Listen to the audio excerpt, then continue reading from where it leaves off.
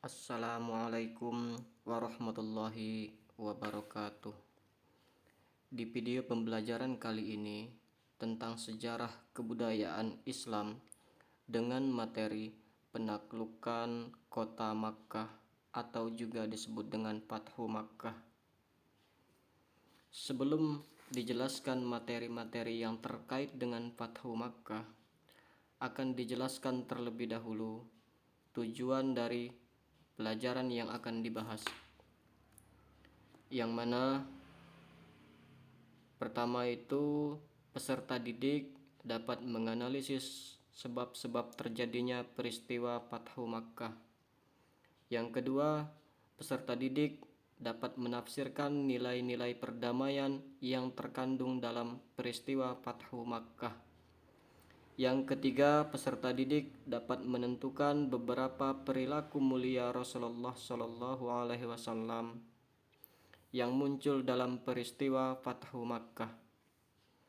Yang keempat, peserta didik dapat mendeskripsikan terjadinya peristiwa Haji Wada. Dan yang kelima, peserta didik dapat menganalisis peristiwa Haji Wada. Selanjutnya tentang peta konsep dari Fathu Makkah, yang mana sub-sub bagian yang akan menjadi pokok bahasannya yang terkait adalah pertama tentang sebab-sebab terjadinya Fathu Makkah. Yang kedua, faktor-faktor keberhasilan Fathu Makkah. Dan yang ketiga adalah Haji Wada. A. Sebab-sebab terjadinya Fathu Makkah. Peristiwa Fathu Makkah terjadi pada tanggal 11 Januari tahun 630 Masehi. Penyebab langsung terjadi Fathu Makkah adalah pelanggaran yang dilakukan oleh kaum Quraisy Makkah atas perjanjian Hudaybiyah, yang mana mereka melanggar salah satu poin perjanjian Hudaybiyah, yaitu gencatan senjata selama 10 tahun. Perjanjian Hudaybiyah adalah perjanjian yang dilatar belakangi kesepakatan untuk tidak melakukan peperangan dalam bulan yang dimuliakan, bulan haram, yang diantaranya adalah bulan Zulqa'dah. Bulan ini merupakan bulan yang digunakan untuk persiapan melakukan ibadah haji dan umroh bagi umat Islam. Isi perjanjian Hudaybiyah adalah sebagai berikut. 1. Kedua belah pihak sepakat mengadakan gencatan senjata selama 10 tahun. 2. Setiap orang diberi kebebasan bergabung dan mengadakan perjanjian dengan Nabi Muhammad atau dengan kaum Quraisy. 3. Setiap orang Quraisy yang menyeberang ke kubu Nabi Muhammad tanpa seizin walinya harus dikembalikan. Sedangkan jika pengikut Nabi Muhammad bergabung dengan Quraisy, tidak dikembalikan. 4. Nabi Muhammad dan para sahabatnya harus kembali ke Madinah dan tidak boleh memasuki kota Makkah, dengan ketentuan bisa kembali pada tahun berikutnya. Mereka dapat memasuki kota Makkah dan tinggal selama 3 hari di Makkah dan tidak dibenarkan membawa senjata kecuali pedang yang telah tersarung.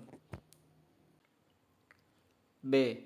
Faktor-faktor keberhasilan Fathu Makkah. 1. Keberanian dan keteguhan hati para sahabat. 2. Strategi militer yang cerdik. 3. Dukungan dan perlindungan Allah Subhanahu wa taala. 4. Kepemimpinan Nabi Muhammad SAW yang bijaksana. 5. Kebersamaan dan solidaritas umat Islam. 6. Kepercayaan pada diri sendiri dan keyakinan pada tujuan. 6. pengorbanan dan ketaatan terhadap Allah Subhanahu wa taala. 8. Keberhasilan sebelumnya dan pengalaman yang telah dimiliki. 9. Kebijaksanaan dalam berdiplomasi. 10. Kepemimpinan yang kuat dalam mengendalikan pasukan. 11. Keterampilan dan keahlian pasukan Islam dalam berperang. 12. Kondisi dan keadaan alam yang mendukung. 13. Kekompakan dan kebersamaan keluarga muslim. 14. Keberhasilan dalam memenangkan hati orang-orang Makkah. 15. Kepercayaan pada Allah Subhanahu wa taala dan Nabi Muhammad sallallahu alaihi wasallam. 16. Kepedulian dan perhatian pada umat Islam. 17. Rendah hati dan keikhlasan dalam beribadah. 18. Kepatuhan pada aturan dan ketentuan yang berlaku. 19.